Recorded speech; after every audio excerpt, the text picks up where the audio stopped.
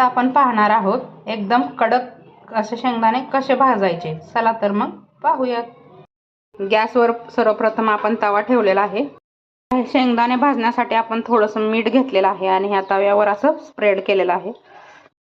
हे मीठ गरम झाल्यानंतर आपण हे वाटीतले शेंगदाणे टाकून घेऊ आणि बारीक गॅसवर हे शेंगदाणे असे भाजून घेऊया। 5 ते 7 मिनिटांनंतर आपले हे शेंगदाणे भाजून झाले आहेत।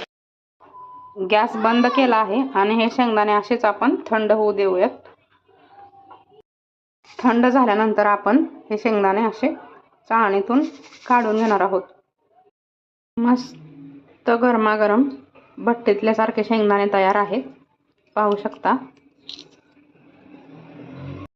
व्हिडिओ आवडल्यास लाईक शेअर सबस्क्राइब जरूर करा। भेटूयात नेक्स्ट व्हिडिओ मध्ये।